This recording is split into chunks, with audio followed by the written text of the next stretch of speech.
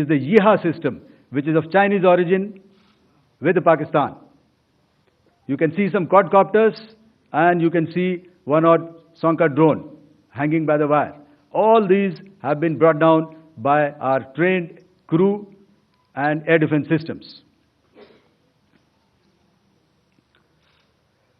As far as our offensive actions are concerned,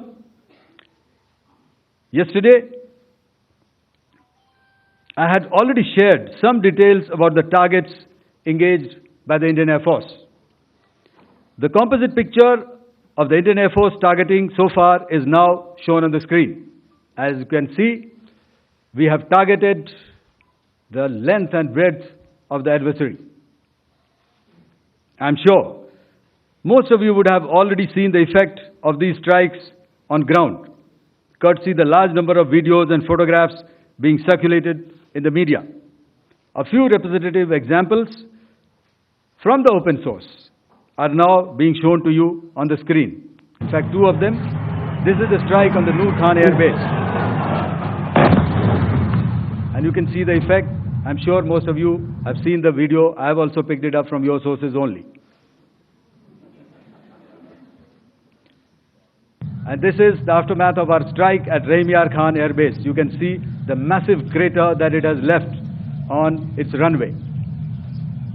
And you can see the pinpoint accuracy of our weapons.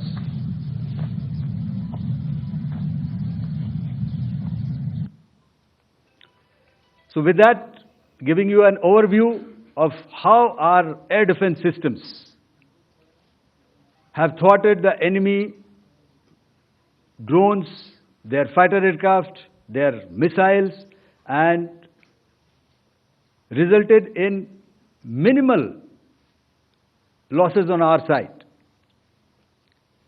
I would now hand over to the DGMO to cover his portion. धन्यवाद air marshal Bharti. मैं आज आप सब के साथ भारतीय सेना के एयर डिफेंस मेजर्स जो कि हमने इंडियन एयरफोर्स के साथ मिलजुल कर तालमेल में लिए, उसके बारे में कुछ बातचीत करूंगा। इस विषय में मैंने कल भी कुछ टिप्पणी करी थी, लेकिन आज मैं इस युद्ध के अहम एस्पेक्ट के बारे में आपको थोड़ा और पर्सपेक्टिव देना चाहता हूं। हमें एयर डिफेंस ऑपरेशन सिंदूर के एयर डिफेंस की कार्रवाई को एक कॉन्टेक्स्ट में समझने की आवश्यकता है। मैंने आपको कल बताया था कि पिछले कुछ सालों में आतंक की गतिविधियों का कैरेक्टर जो है उसमें कुछ बदलाव आ रहा था। अब हमारी मिलिट्री के साथ साथ मासूम सिविलियंस जो कि अपना बचाव करने में विफल थे, उन पर भी हमले हो रहे थे। 2024 में जम्मू सेक्टर में शिवखोरी मंदिर को जाते हुए यात्री और इस साल अप्रैल में पहलगाम में मासूम पर्यटक इस खतरनाक ट्रेंड के विशेष उदाहरण हैं। पहलगाम तक पाप का ये घड़ा भर चुका था। उसके बाद जो हुआ उसके बारे में हम कल विस्तार में बातचीत कर चुके हैं, क्योंकि आतंकियों पर हमारे सटीक हमले लाइन ऑफ कंट्रोल और इंटरनेशनल बाउंड्री को पार करे बिना किए गए थे। हमें पूरा अंदेशा था कि पाकिस्तान का वार भी बॉर्डर के उस पार से ही होगा।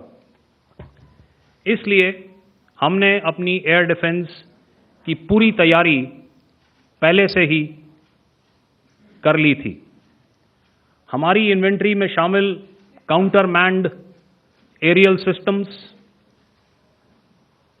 इलेक्ट्रॉनिक वॉरफेयर के साधन और एयर डिफेंस वेपन्स का इंडियन एयरफोर्स के इसी प्रकार के सिस्टम्स के साथ एक अनोखा मिश्रण किया गया। इसलिए आपने देखा कि जब जब पाकिस्तान एयरफोर्स ने हमारे एयरफील्ड्स और लॉजिस्टिक इंस्टॉलेशंस में 9 और 10 मई की रात को लगातार हमले किए, वो इस मजबूत